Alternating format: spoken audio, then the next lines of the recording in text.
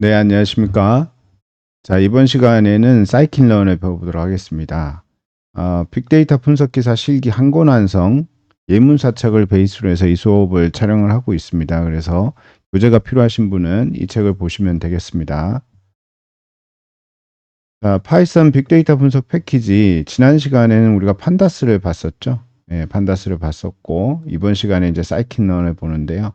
판다스는 주로 데이터를 전처리하는데 그리고 탐색적 분석을 하는데 사용을 한다라고 말씀을 드렸고요. 사이클런은 머신러닝 라이브러리를 가지고 있는 패키지입니다. 그래서 이 사이클런을 이용을 해서 우리 머신러닝 모델을 만들 수가 있습니다. 물론 이제 텐서플로우나 케라스 뭐 이런 딥러닝 라이브러리를 많이 쓰긴 합니다. 그런데 이제 우리가 알고 있는 뭐 랜덤 포레스트나 아니면 로지스틱 리그레션, 뭐 SVM 뭐 이런 종류의 머신러닝 모델들은 전부 사이클런을 통해서 만들 수가 있습니다. 자, 사이클런의 홈페이지 한번 가볼까요? 자, 홈페이지 한번 가보겠습니다. 자, 홈페이지 들어가시면 이런 화면이 처음에 나옵니다. 자, 여기 보시면 클래시피케이션 이렇게 나오네요.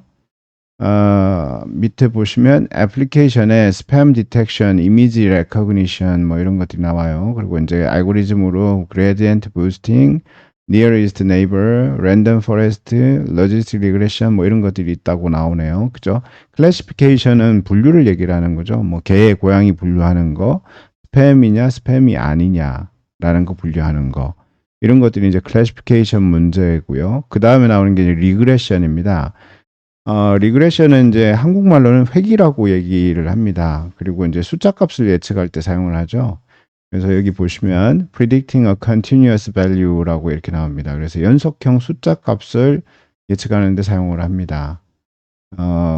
애플리케이션이 여기 보시면 드러그 리스판스, 스탁 프라이스, 주식 가격 예측하는 거, 뭐 이런 거 전부 다 이제 숫자 값이잖아요.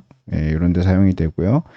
알고리즘이 이제 gradient boosting, nearest neighbors, random forest, rich, and more 뭐 이렇게 나옵니다. 그죠? 그리고 이제 이미지가 이렇게 차트로 구성이 되어 있습니다. 그죠? 이런 게 이제 리그레션입니다. 여기 알고리즘에 보면 중복된 이름이 나오죠. gradient boosting, random forest 뭐 이거 중복됩니다. 그죠? 그래서 알고리즘이 네, 이거 제가 잘못 눌렀네요. 자, 첫 페이지로 다시 가겠습니다. 알고리즘이요. 동일한 이름이라 하더라도 클래시피케이션과 리그레션 둘 다에 사용이 되는 것들이 있고 아니면 한 군데만 사용되는 것들이 있습니다. 대부분의 알고리즘들은 클래시피케이션과 리그레션에 같이 사용이 될 수 있습니다. 자, 그 다음에 클러스터링 한번 볼까요? 클러스터링은 뭐죠? 클러스터링은 군집화입니다. 군집화. 클래시피케이션은 뭐예요? 분류입니다. 분류. 분류하는 거고요. 클러스터링은 군집하는 겁니다. 분류와 군집의 차이점은 군집 같은 경우는 뭐죠? 군집 같은 경우는 비지도 학습입니다. 군집에 대한 정답이 없는 거예요. 그냥 데이터를 이렇게 보고 여기 이미지가 나오죠. 여기 이미지처럼 빨간색은 빨간색끼리, 파란색은 파란색끼리 이렇게 나누는 겁니다. 그게 이제 군집입니다. 그런데 이제 분류는 개, 고양이처럼 이미 정답이 있는 거죠. 그래서 정답을 베이스로 해가지고 정답을 기준으로 해서 이렇게 나누는 게 분류입니다. 자, 이 클러스터링의 알고리즘을 보시면 커스터머 세그멘테이션, 그룹핑 뭐 이런 것들이 있고요. 애플리케이션이죠. 알고리즘은 K-means, HDB 스캔, 하이어라키, 계층형 뭐 클러스터링 뭐 이런 것들이 있습니다. 자, 이런 것들이 있고요. 자, 그 다음에 다른 또 샘플이 있네요. Dimensionally reduction. 이거는 이제 차원 축소라고 얘기를 하죠. 차원 축소. 차원은 우리가 이론 시간에 이제 배웠는데, 차원이라는 것은, 어떤 관점을 얘기를 하는 거고, 그 다음에 구체적으로는 변수를 얘기를 하는 거죠. 변수. 명사형 변수, 명사형 변수로 얘기를 합니다.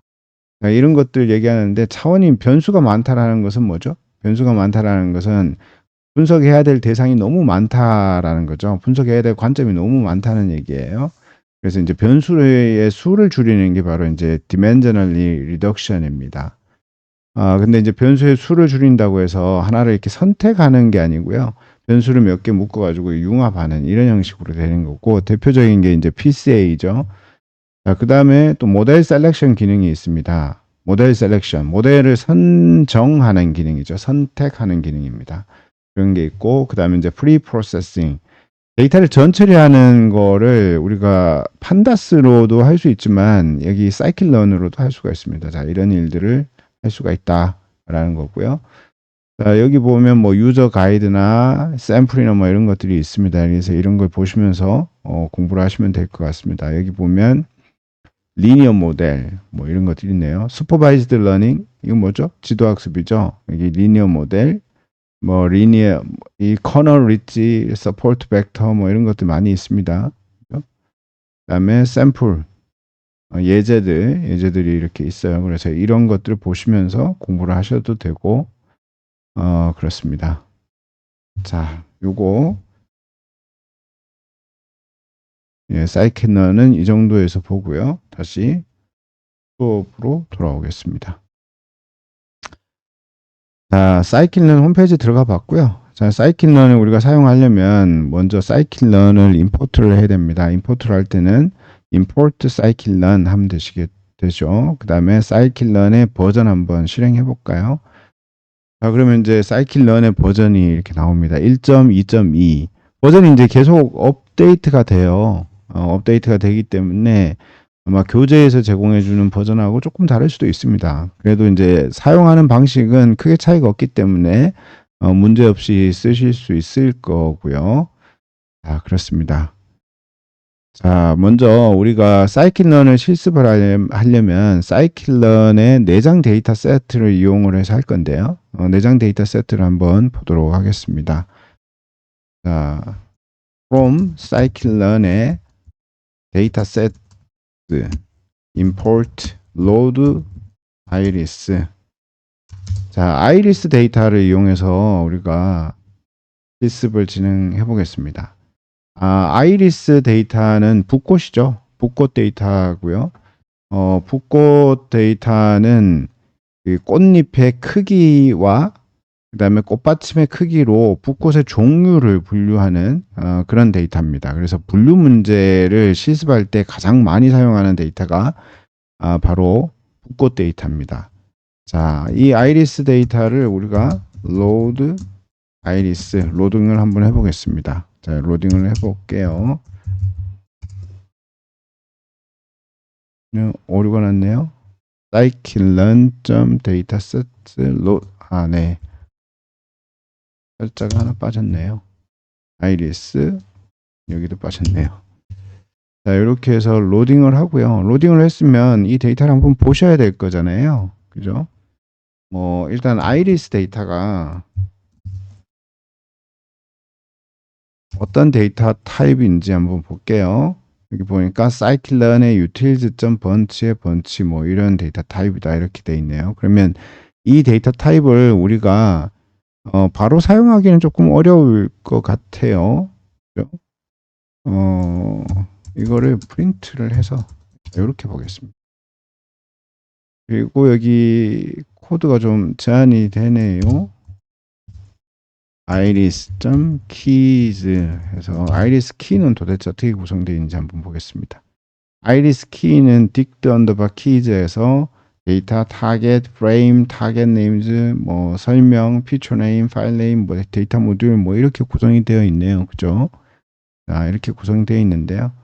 자, 이렇게 구성되어 있는 거를 우리가 여기 이 부분 요걸 가지고 와서 여기서 이제 몇 가지를 가지고 와서 우리가 scikit-learn을 실습하는데 활용하겠습니다. 그래서 먼저 데이터가 어떻게 되어 있는지 한번 볼게요. 그래서 먼저 뭘 볼까요? 여기 feature names라고 되어 있죠. 자, feature names를 한번 볼까요? 네, iris.feature names 보겠습니다. sepal length, sepal width, petal length, petal width 이렇게 구성이 되어 있네요. 이렇게 구성이 되어 있는데요. 이게 뭘까요? 자, 요게 뭔지 한번 보도록 하겠습니다.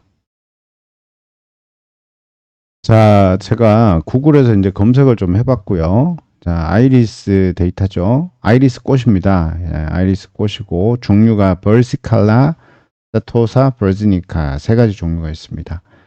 같은 붓꽃이죠. 종류가 다른 거예요. 자, 여기 보시면 세팔이 있고 페탈이 있네요. 그죠? 세팔은 꽃잎, 페탈은 꽃받침이 되겠습니다. 그래서 꽃잎과 꽃받침의 크기와 길이를 가지고 벌시칼라냐, 세토사냐, 버지니카냐라는 것을 구분하는 겁니다. 자, 요거 기억을 하시고요. 요거를 복사를 해서 우리가 나중에 다시 확인할 수도 있으니까 우리 붓꽃 데이터 세트에다가 하나를 붙여놓겠습니다. 네, 이렇게 붙여놓으면 것이 이렇게 들어가 있죠. 자, 나중에 활용할 수 있으니까 여기다 놔둘게요. 자, 이렇게 보시고요. 자, 피처 네임즈. 피처들이 이렇게 구성이 되어 있죠. 그 다음에 타겟 네임즈 한번 볼까요? 프린트 아이리스의 타겟 네임즈. 타겟 네임즈 한번 보겠습니다. 자, 타겟 네임즈 보니까 이렇게 돼 있네요. 세토사, 벌시칼라, 버지니카 이렇게 돼 있어요. 그러니까 일단 변수는 피처는 하나, 둘, 셋, 네 개가 있고요. 타겟의 종류가 세 가지가 있습니다. 자, 전부 다 리스트 형식으로 이렇게 제공이 되고 있네요. 자, 그러면 지금부터 우리가 사이킨런을 이용해서 머신러닝 모델을 만들어 보겠습니다. 자, 머신러닝 모델을 만들기 전에 우리 분석 모델의 생성 및 평가 절차를 한번 다시 보겠습니다. 자, 이론 시간에 많이 했던 거죠. 여기 그림을 보시면 좋을 것 같은데요. 자, 여기 학습 데이터라는 게 있습니다. 여기에 이전에 뭐가 있어요? 전 처리가 완료된 데이터가 있는 거죠. 전 처리가 완료된 데이터를 학습용으로 받아서요. 우리가 제일 먼저 뭘 합니까? 학습용 데이터와 테스트용 데이터로 데이터를 분리합니다. 분리할 때는 7대3 혹은 8대2로 분리할 수가 있고, 아니면 뭐 또 다른 방식으로 해서 이렇게 그 분리를 할 수가 있죠. 예, 그렇게 할 수가 있고요. 그다음에 이렇게 분리한 데이터를 가지고 학습용 데이터는 학습에 사용하고 테스트용 데이터는 평가에 사용을 합니다. 그죠? 네, 이렇게 사용하고요. 그리고 이제 학습용 데이터를 한 번 더 분리하기도 하죠. 한 번 더 분리를 해서 분리한 데이터를 학습용과 검증용으로 다시 분리를 해서 씁니다. 그래서 검증용 데이터로 쓰기도 합니다. 그래서 데이터를 분리할 때 학습용, 검증용, 테스트용 이렇게 분리를 하는 거죠. 자, 이렇게 분리해서 학습용 데이터를 가지고 오면요. 이 학습용 데이터를 가지고 학습을 해야 되는데 도대체 뭘 가지고 학습을 하나요? 네, 학습하는 게 바로 분석 모형이라는 겁니다. 우리가 흔히 부르는 알고리즘이라고 불려지는 것이고요. 구체적인 예를 들자면 랜덤 포레스트, 디시전 트리, 로지스틱 리그레션 뭐 이런 것들입니다. 그래서 그런 알고리즘을 가지고 와서요. 그 알고리즘에다가 데이터를 넣어줍니다. 넣어주고 이제 그 훈련을 시키는 거예요. 훈련을 시키는 겁니다. 이게 이제 그 절차고 훈련을 시키는데 이제 한 번에 훈련이 잘 안 되기 때문에 반복해서 훈련을 시키고 그러면서 이제 검증용 데이터로 훈련 과정에서 성능을 계속 검증하는 겁니다. 네, 이렇게 검증을 하고요. 어느 정도 이제 그 훈련이 됐다라고 하면 모델을 평가를 합니다. 평가를 할 때는 평가 KPI 같은 걸 활용을 하죠. 정확도나 뭐 그 정밀도 뭐 이런 것들. 예, 혹은 이제 만약에 회귀 예측에 관련된 거냐면 다 관련된 거라면 뭐 RMSE나 뭐 이런 것들을 이제 사용하기도 합니다. 그래서 평가를 해가지고요. 이 평가한 것이 요구 조건에 맞다면, 즉 KPI에 충족한다면 모델을 선정을 합니다. 모델을 선정한다는 것은 모델이 여러 개 있다라는 거죠. 예, 그래서 우리가 학습을 시킬 때 분석 모형 중에 한 개만 가지고 학습을 시키는 게 아니라 여러 개를 학습시킵니다. 그래서 그 중에서 하나를 선정하는 거죠. 그런데 만약에 KPI를 충족하지 못했다. 그러면 다시 학습을 시켜야 되겠죠. 이때 학습을 다시 시킬 때 뭘 합니까? 하이퍼 파라미터라는 것을 튜닝을 합니다. 뭐 우리나라 말로는 초매개 변수 뭐 이렇게 부르죠. 예, 우리나라 말이 더 어려운데 하이퍼 파라미터라는 것을 튜닝을 해가지고 학습을 시키는 겁니다. 자, 이런 과정을 거쳐가지고 분석 모델을 생성하고 평가합니다. 그래서 분석 모델을 생성하고 평가하는 이 과정이 뭐예요?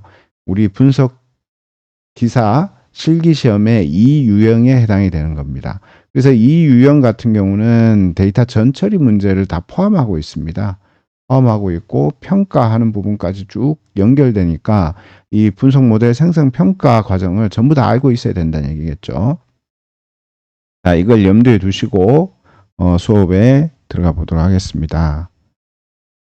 자, 붓꽃 데이터 세트를 한번 훑어볼까요? 훑어보는데 우리가 지금 이제 붓꽃 데이터 세트를 로드 아이리스로 해가지고 이렇게 올렸잖아요. 이렇게 훑어보려면 판다스로 만들어야 됩니다. 그게 좀 편하잖아요. 그래서 import pandas as pd 해서 판다스를 임포트 하겠습니다. 그리고 iris underbar df라는 변수를 하나 만들고 pd.dataFrame을 써가지고요. 데이터는 iris.data를 넣어주시고 columns는 iris.feature names를 칼럼으로 주도록 하겠습니다. 자, 이렇게 주고요. 그 다음에 iris df에 라벨을 읽어와서요.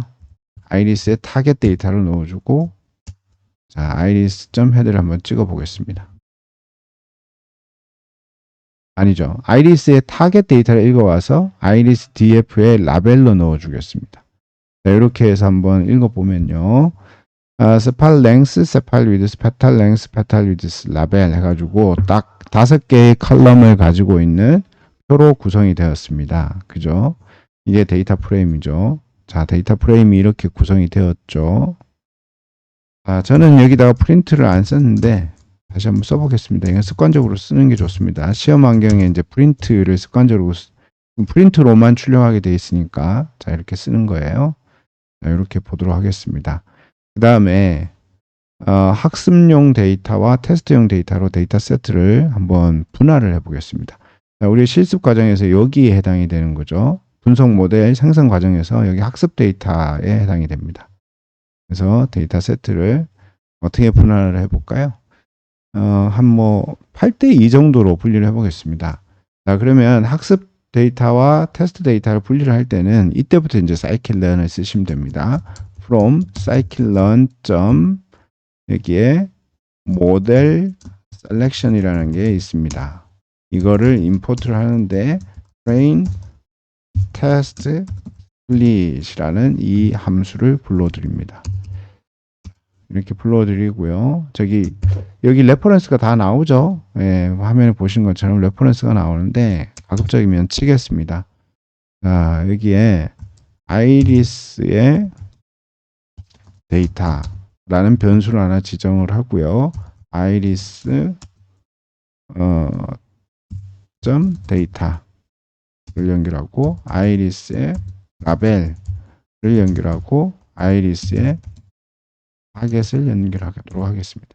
자, 이렇게 연결하지 말고 앞에서 우리가 이 데이터 프레임을 만들어 놨으니까 이런 코드를 써도 되겠죠. iris df에 여기 데이터 있죠.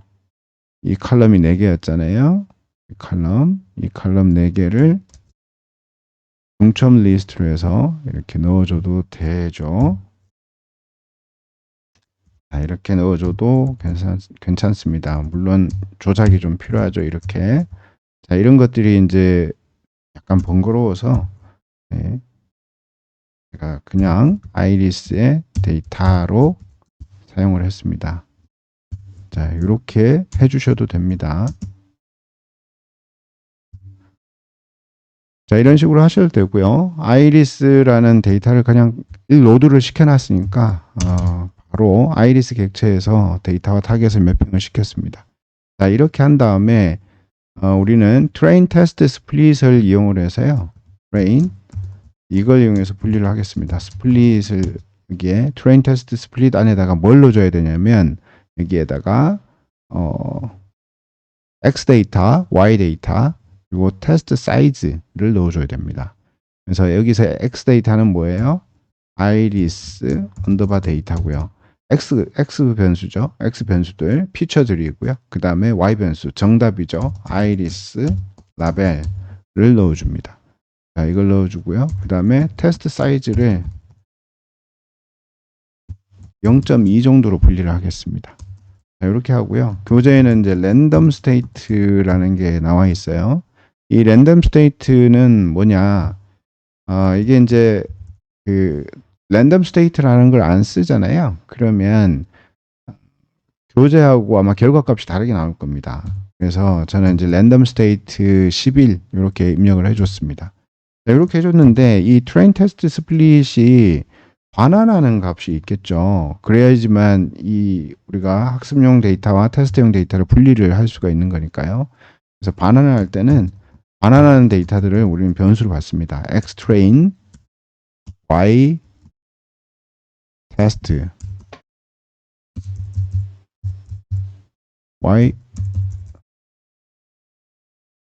x 테스트죠. x 테스트, y train, y test. 자, 이렇게 받습니다. 자, 이렇게 받고요. 자, 이 받은 값들을 한번 화면에 찍어 보겠습니다. xtrain 그래서 뭐 타입을 한번 먼저 찍어 볼까요? type xtrain. 자, 이렇게 찍어 보면요. 이게 클래스가 뭐예요? xtrain이 numpy의 end array입니다. 그래서 판다스 객체가 아닙니다. 그래서 화면에다가 이렇게 값을 찍을 때는 제가 보시는 바와 같이 자, 이런 문법을 사용을 했죠. 그리고 길이가 어떻게 되는지 한번 찍어 볼까요? xtrain xtrain 말고 ytrain도 한번 찍어 보겠습니다. 그리고 ytrain은 찍지 말죠. xtest를 찍겠습니다. 자, 이걸 실행을 하면요. 자, 이렇게 되네요. 그러면 120, 30 이렇게 되어 있죠. 그래서 학습용 데이터가 120건, 훈련용 데이터가 테스트용 데이터가 30건 이렇게 되죠. 학습용, 훈련용이 120, 테스트용, 평가용이 30 이렇게 되어 있습니다. 자, 이렇게 해서 8대2로 분리를 했습니다. 그렇죠? 그러면 우리는 데이터 분리 과정은 마무리 지었다 이렇게 보시면 되겠죠. 자, 지금 우리가 학습하는 게 매우 단순한 겁니다. 매우 단순한 걸 보고 있거든요. 그래서 이 과정을 통해서 이걸 어떻게 쓰는 거구나 라는 걸 시키면 되겠습니다. 자, 그 다음에 데이터를 분리를 했잖아요. 데이터를 분리를 했으니까 모델을 만들어 봐야 되는데 모델 이것저것 만들지 말고요.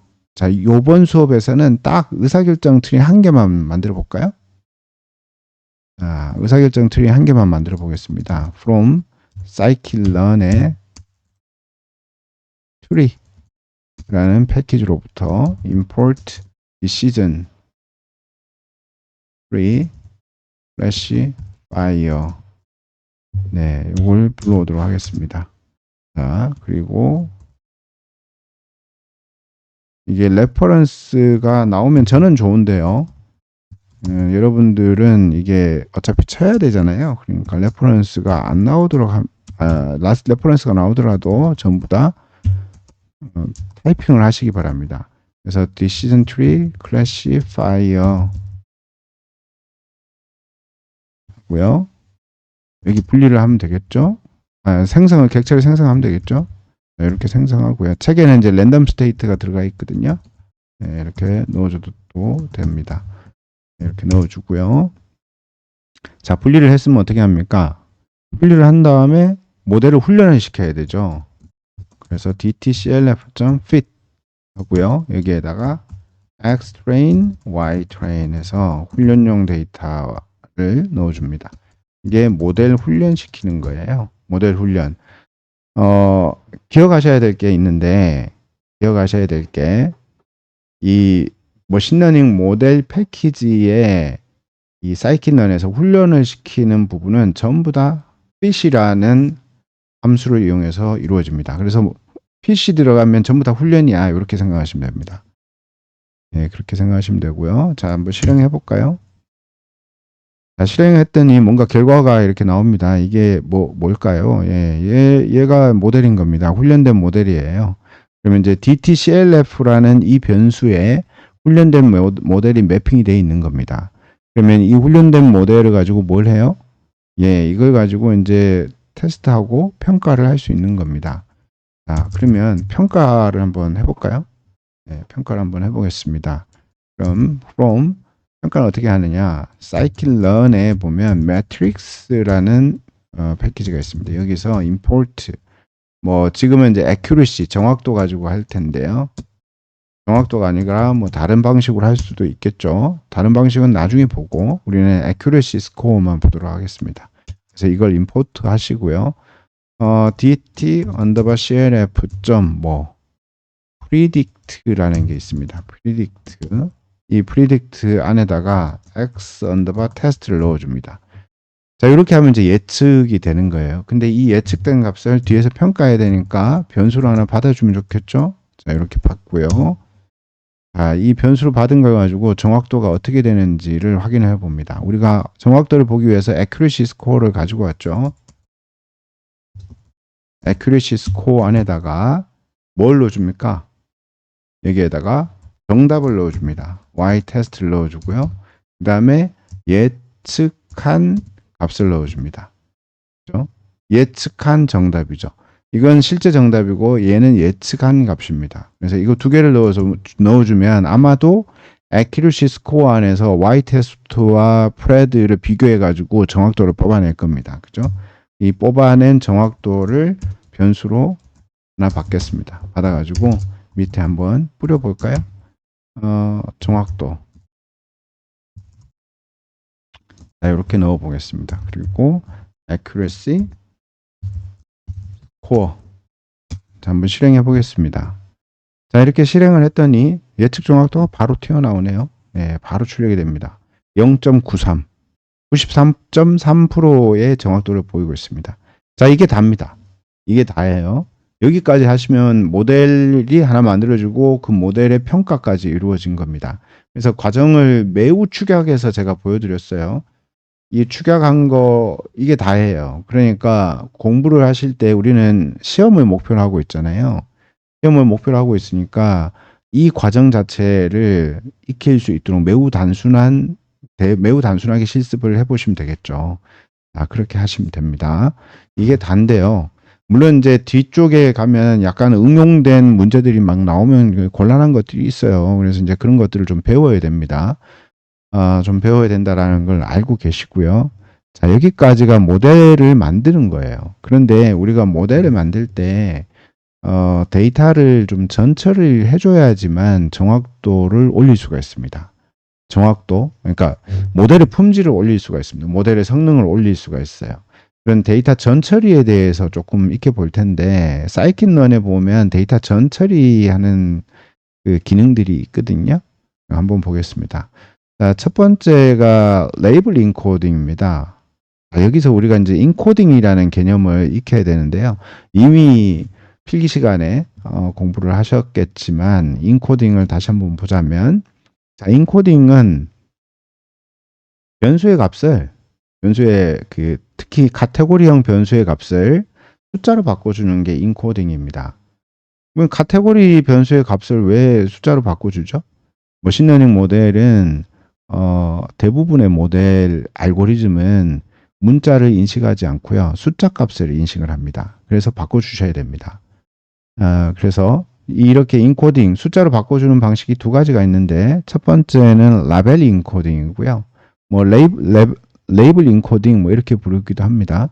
그리고 두 번째가 원핫 인코딩이에요. 자, 맨 왼쪽에 보면 ID 1, 2, 3에 과일이 있어요. 사과, 오렌지, 딸기 이렇게 있습니다. 자, 이걸 라벨 인코딩을 하면 어떻게 되냐면 사과는 0, 오렌지는 1, 딸기는 2 이런 식으로 이렇게 바뀝니다. 사과 0, 오렌지 1, 딸기 2 이렇게 바뀌고요. 원하드 인코딩은 어떻게 바뀌느냐. 여기 과일에 사과, 오렌지, 딸기가 있잖아요. 사과, 오렌지, 딸기가 컬럼이 됩니다. 컬럼이 되고요. 그리고 사과인 경우에 1이 표시가 되고요. 나머지는 0, 0으로 표시가 되고, 오렌지인 경우에는 오렌지가 1로 표시되고 나머지는 0, 0으로 표시가 됩니다. 자, 이렇게 표현되는 방식이 원하드 인코딩입니다. 원하드 인코딩.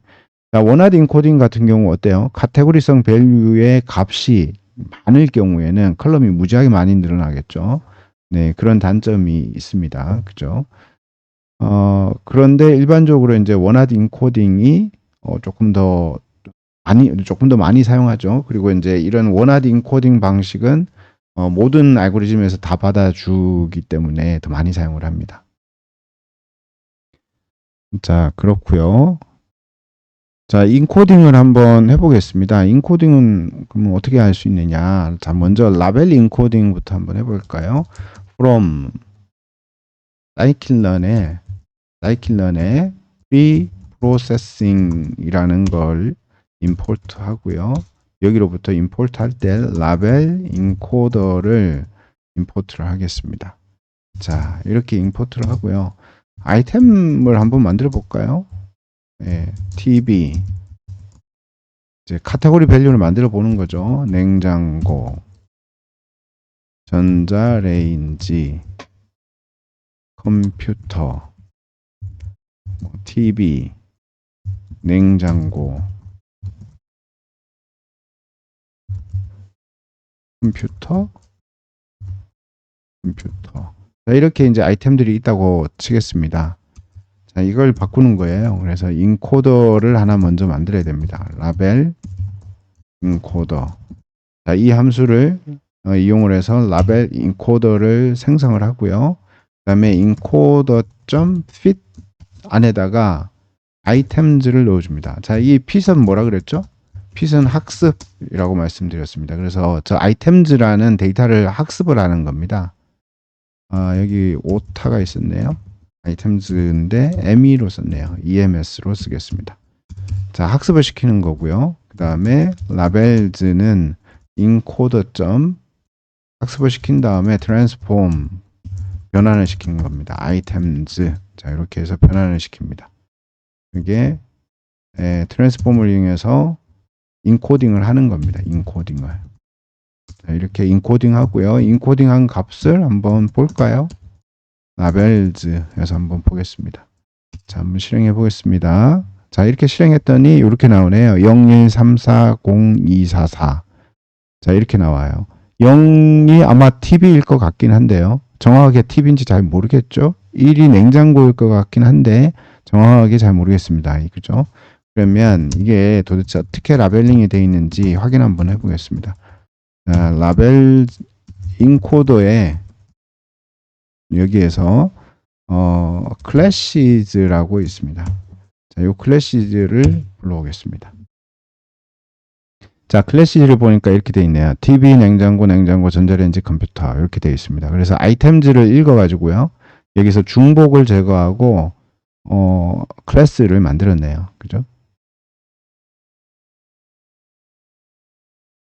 여기 오타가 하나 있어서 클래스가 두 개가 됐네요. 내장고가 아니라 냉장고인데, 네, 냉장고. 이렇게 하면 이제 클래스가 4개가 되겠죠. TV, 냉장고, 전자레인지, 컴퓨터. 자, 이렇게 4개가 됩니다. 자, 이렇게 사용하실 수 있고요. 자, 이렇게 인코딩한 데이터들은 또 디코딩도 가능합니다.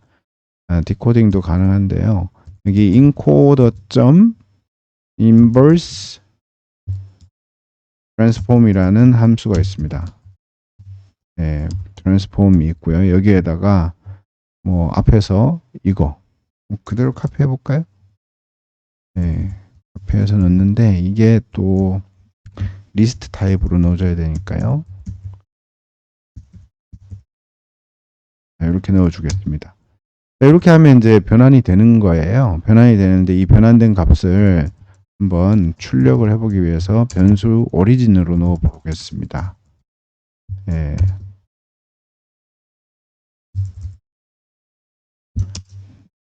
자, 실행을 하면 올진이라고 썼네요. 오리진인데.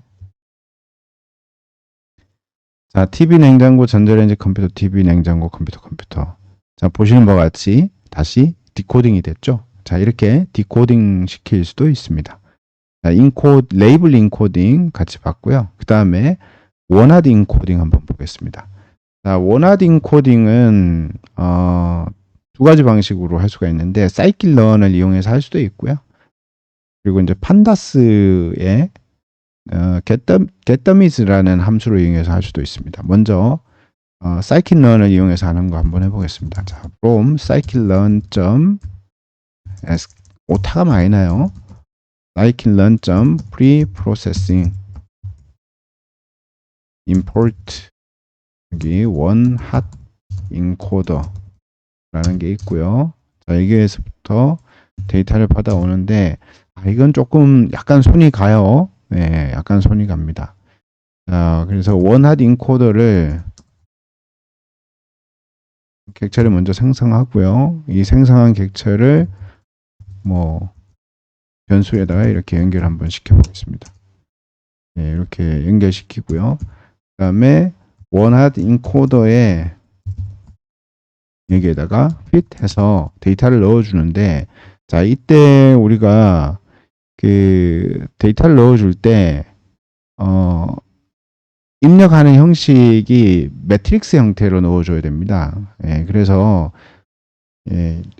이 라벨즈 있잖아요. 라벨즈, 이 라벨즈의 형태를 바꿔줘야 돼요. 라벨즈가 어떻게 되어 있었죠? print 라벨즈. 자, 이렇게 되어 있잖아요. 그래서 이것의 쉐입을 다차원으로 변경을 해줘야 되거든요. 그래서 이 변경해 줄 때는 라벨즈를 라벨즈.reshape를 써가지고 마이너스 1에 1 이렇게 바꿔줍니다. 자, 요거를 실행을 먼저 한번 해볼게요. 자, 이걸 실행을 하면 자, 이렇게 되는 거죠. 예. 네, 이렇게 다차원으로 변경을 해줍니다. 2차원으로 변경해 준 거죠. 자, 이렇게 변경해 준 것을 어디에다 집어넣느냐? 라벨즈에 집어넣습니다. 자, 여기 집어넣고요. 예, 그런 다음에 원핫 인코딩을 하겠습니다. 그래서 원핫 인코더 transform 라벨즈 데이터를 여기다 넣어주는 거죠. 예, 넣어주고 원핫 라벨즈로 값을 받겠습니다. 자, 이렇게 받고요. 한번 실행해 볼까요? 실행한 다음에 실행한 값을 한번 봐야죠. 그래서 원핫 라벨즈 라벨즈 to array 출력 한번 해보고요. 그 다음에 shape도 한번 볼까요?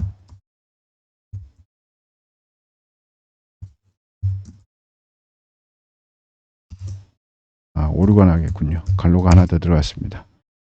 자, 이렇게 나옵니다. 그죠? 보시는 바와 같이 이렇게 이제 레이블링이 돼 있죠. 1000, 그죠? 0100, 0010, 뭐 이런 식으로 이렇게 됐습니다. 자, 앞에서 봤던 것과 좀 다르죠. 예. 그래서 원핫 인코딩, 자, 이렇게 할 수가 있는데, 이렇게 하면 되는데요.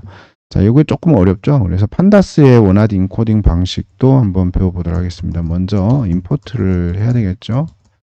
예, 판다스를 임포트를 하고요. 그 다음에 아이템 df라고 해서 저기 변수를 하나 선언하겠습니다. 그리고 데이터 프레임에 아이템을 넣어 주도록 할게요.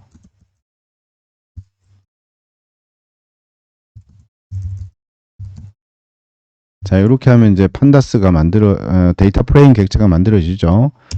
자, 이렇게 객체가 만들어지고요. 자, 실행을 합니다. 자, 실행을 했고요. 텍스트를 잘못 눌렀습니다. 삭제하고요. 아이템 언더바 df를 이 df를 pd.getDummies 라는 함수에다가 값을 넣어줍니다. 이렇게 넣어줄게요. 네, 그런 다음에 얘를 한번 출력을 해볼까요? 자, 이렇게 출력을 하잖아요. 그러면 자, 보시는 바와 같이 이렇게 값이 나옵니다.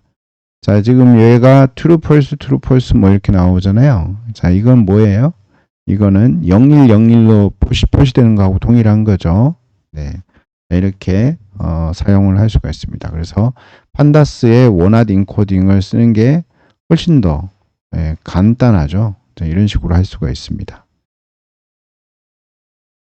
자, 그 다음에 우리가 전처리로 또 봐야 되는 게 스케일링입니다. 스케일링. 자, 스케일링 개념은 알고 계시죠? 예, 개념은 알고 있는데 제가 다시 한번 설명을 드릴게요. 먼저 우리가 아이리스 df라고 이 판다스 객체를 만들어 놨죠. 디스크라이브를 한번 해볼까요?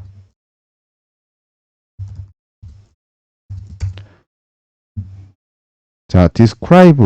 자, 요거 설명을 드렸었는데, describe는 수치형 데이터에 기술 통계값을 보여준다고 말씀드렸어요. 그죠? 기술 통계값을 만들어냅니다. 자, 그러면, 자, 이렇게 이제 나와요.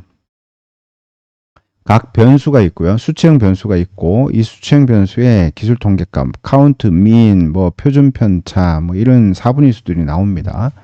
자, 여기서 보시면, 이 아이리스 데이터 같은 경우는 세팔 랭스와 세팔 위드스, 페탈 랭스, 페탈 위드스 사이에 어떤 그 단위의 차이가 크지 않습니다. 단위의 차가 크지 않는데 만약에 이게 단위의 차가 크다라고 생각을 한번 해보겠습니다. 예를 들어서 이제 세팔 랭스가 평균이 뭐 한 5만 정도 된다고 쳐요. 그리고 페탈 랭스가 3.7 이렇게 된다고 쳐요. 자, 이렇게 가정을 해보자고요. 자, 그러면 우리가 아이리스 df 데이터를 가지고 라벨을 예측할 때요. 라벨을 예측할 때 어떤 현상이 생기냐면 단위의 값이 단위가 큰 값 때문에 라벨에 큰 영향을 주는 변수가 생깁니다. 예를 들어 세팔 랭스는 실제로는 별로 중요한 변수가 아님에도 불구하고 이 단위가 큰 것 때문에 라벨에 큰 영향을 주는 거죠. 그래서 값의 크기의 차이 때문에 그런 현상이 생기는 거예요. 그래서 그런 값의 크기의 차이가 있는 데이터인 경우에 모델의 예측 성능이 떨어질 수가 있습니다. 그래서 이런 경우에 우리는 스케일링을 해줘가지고 척도를 맞춰주거든요. 이렇게 척도를 맞춰주는 작업을 합니다. 그래서 스케일링 작업을 하고 나면 여기 있는 세팔 랭스도 그리고 뭐 페탈 랭스도 세팔 위드스도 전부 다 동일한 척도에서 데이터가 이렇게 형성이 됩니다. 뭐 예를 들어서 0을 기준으로 해서 뭐 값이 들어간다든지 뭐 이렇게 들어가는 거죠. 그래서 그런 작업을 우리는 스케일링이라고 얘기를 합니다. 자, 스케일링을 하는 방식에는 표준화하는 방식이 있고요. 그리고 민맥스 정규화라고 해서 정규화하는 방식이 있습니다. 자, 그런 방식이 있다는 거 알고 계시면 될 것 같고요. 자, 먼저 표준화 한번부터 볼까요? 자, 표준화 한번 해보겠습니다. 예, 표준화. 자, 표준화를 할 때는 먼저 scikit-learn의 프리프로세싱 패키지로부터 import standard scalar를 합니다. 예, 이걸 가지고 오고요. 표준화라는 것은 평균과 표준 편차를 가지고 하는 거예요. 그렇죠? 근데 우리가 이제 이걸 산식을 만들어 가지고 할 수도 있지만 스탠다드 스케일러를 그대로 이용하셔도 됩니다. 그래서 오타가 있었네요. 프리 프로세싱입니다. 프리 프로세싱. 네, 오타가 없어졌죠. 자, 이걸로 하면 되고요. 스케일러라는 변수를 하나 선언을 하고 스탠다드 스케일러 지정하고요. 다음에 scalar.fit 해서 iris underbar df. 자, 위에서 만들어 놨던 거죠. 그런데 잠깐만요. iris underbar df의 데이터를 먼저 한번 확인을 해 보겠습니다. 헤드 5. 자, iris df의 헤드. 자, 이렇게 하니까 셋, 넷, 5개가 나오네요. 자, 이걸 다 할 필요는 없잖아요. 그죠? 다 할 필요가 없으니까 여기 라벨을 제외하고 요 피처 요 4개만 한번 해보도록 하겠습니다. 4개만 하는데요. 이걸 4개를 하려면 우리가 여기다가 칼럼명을 이렇게 명시적으로 지정을 해줘야 되겠죠. 그래서 자, 요 4개만 하도록 하겠습니다. 자, fit 하고요. 훈련을 하고 그 다음에 iris scaled 해서요. scalar.transform 해서요. 앞에서 여기 훈련시켰던 것만큼 변환을 해줘야 되겠죠. 자, 이렇게 변환을 해주겠습니다. 이렇게 변환을 해주고 변환된 게 잘 됐는지 한번 확인 한번 해보겠습니다. iris scaled STA에 철자 오류가 있었습니다. 자, 이건 뭘까요?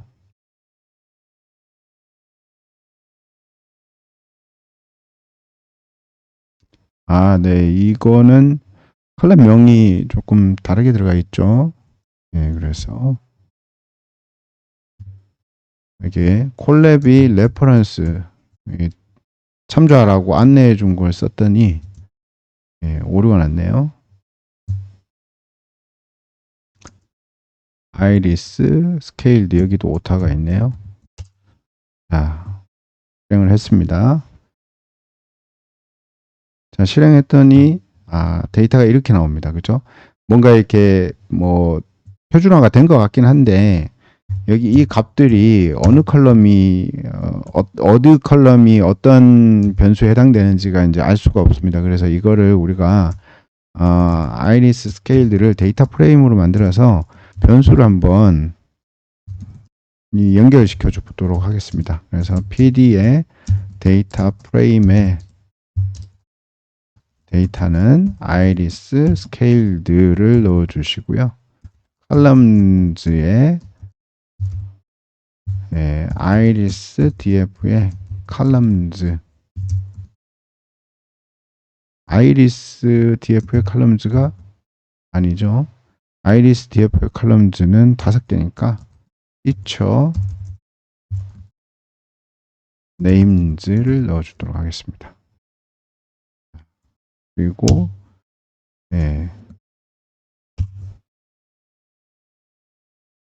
위에 개는 추석 처리할게요. 밑에 것만 보면 될 것 같아요. 자, 이렇게 돼 있네요. 이렇게 보시면 세팔 랭스의 센티미터, 세팔 위드 센티미터, 페탈 뭐 이렇게 됐고 여기 카운트 평균이 조금 다 달라졌죠. 앞에서 봤던 거하고 앞에서 봤을 때는 이런 숫자가 평균이 아니라 헤드로 봤군요. 여기를 iris df의 describe로 보도록 하겠습니다. 자, 이렇게 보면 평균이 5.8, 3.0, 3.75 뭐 이렇게 들어가 있잖아요. 근데 여기는 지금 변경이 됐습니다. 자, 이렇게 해서 우리가 표준화를 시켜줄 수 있습니다.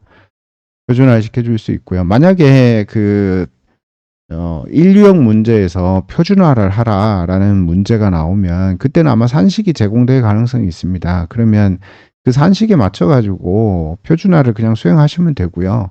만약에 그게 아니라 이유형 문제에서 표준화를 해야 되겠다라고 하면 이렇게 스탠다드 스케일러를 이용하시면 되겠습니다. 자, 그 다음에 봐야 되는 방식이 이제 정규화 방식입니다. 최대 최소 정규화거든요. 최대 최소 정규화고요. 최대 최소 정규화 또한 산식을 이용을 해서 우리가 할 수 있지만 여기서는 스탠다드 여기서는 그 프리 프로세스 사이클 런을 이용해서 하겠습니다. 여기 보면 민맥스 스케일러라는 게 있거든요. 민맥스 스케일러라는 게 있고요. 스케일러 이퀄 민맥스 스케일러라고 객체를 하나 생성하고요. 여기에다가 scalar.fit 해서 iris df를 넣어주도록 하겠습니다. 그럼 훈련이 되는 거고요. 그 다음에 iris scaled equal scalar.transform iris df 이렇게 넣어줄게요. 그런데 iris df가 우리가 컬럼이 5개였잖아요. 그죠? 이거를 여기 걸 카피해 가지고 써볼까요? 이렇게 넣도록 하겠습니다. 이렇게 넣으면 이제 훈련도 되고 변환도 되는 거죠. 예, 이렇게 되는 거고, 카피한 김에 자, 이것도 카피를 하겠습니다. 이렇게 카피를 하고, 네, iris scaled scaled df에 describe 이렇게 하면 네, 값이 이렇게 바뀌네요. 최대 최소 정규화거든요. 이게 iris df, scaled df 이게 최대 최소 정규화가 적용된 거죠. 자, 평균을 보시면 어떻습니까? 민이 0.428, 파일 위드스가 0.44, 페탈 랭스가 0.46, 뭐 이렇게 나오죠. 전부 0과 1 사이에 존재합니다. 그죠? 그래서 민맥스 스케일링은 정규화를 하게 되면 0과 1 사이의 값이 다 존재하게 되고요. 표준화를 하게 되면 스탠다드 스케일러로 표준화를 하게 되면 평균을 0으로 한 상태에서 정규 분포죠. 0으로 한 상태에서 마이너스 뭐 3시그마부터 플러스 3시그마 정도까지 이렇게 데이터가 분포하게 됩니다. 자, 이게 스탠다드 스케일러와 최대 최소 정규화의 차이점이었습니다. 자, 우리가 스케일링을 할 때 주의사항이 좀 있습니다. 주의사항은 뭐냐? 우리가 모델링을 할 때 트레인 데이터로 스케일링을 하잖아요. 한 후에 테스트 데이터도 이때 만든 스케일러로 스케일링을 해줘야 됩니다. 그러니까 트레인 데이터 스케일러 따로 만들고 테스트 데이터 스케일러 따로 만들면 안 되고요. 트레인 데이터로 스케일러를 하나 만든 다음에 그걸 가지고 테스트 데이터도 스케일링을 해줘야 된다는 얘기입니다. 자, 교재에 있는 코드가 있어요. 그 코드를 좀 카피를 해서 한번 보도록 하겠습니다. 타이핑을 안 하고. 자, 카피해서 옮겨보면요. 사이클런의 프리프로세싱이고 민맥스 스케일러를 썼어요. 자, 여기서 이제 numPy를 임포트를 했네요. 그래서 데이터를 이렇게 만들었습니다. 트레인 어레이라고 하나 만들고 테스트 어레이라고 하나 만들었어요. 자, 여기 보면 트레인 어레이는 0에서 11까지, 테스트 어레이는 0에서 6까지 있습니다. 그죠? 그리고 스케일러 객체를 생성한 다음에 트레인 어레이로 스케일링을 했어요. 그죠? 스케일러를 만들었죠. 이게 트레인 스케일드로 이렇게 만든 다음에 이 트레인 스케일드 이때 만든 스케일러를 가지고 얘를 이걸 가지고 스케일링을 해줘야 됩니다. 스케일링을 해줘야 되거든요. 여기서 트랜스폼, 요 위에가 트랜스케일드 데이터고 밑에가 보면 여기 테스트 데이터죠. 자, 이걸 한번 실행을 해볼게요. 자, 이렇게 실행을 하면 scaled then train array data 해가지고 자, 이렇게 나오죠. 예, 이렇게 나옵니다. 그죠? 그런데 만약에 혹시 실수로 해서 테스트 데이터를 스케일을 다시 훈련을 시켰다. 그럼 어떻게 나옵니까? 그럼 값이 이렇게 나오는 겁니다. 그죠? 약간 다르죠? 약간 다릅니다. 그래서 값이 다르게 나와요. 그래서 우리가 알고 있어야 되는 것은 테스트 데이터로 스케일러를 새로 만들면 안 된다. 왜냐?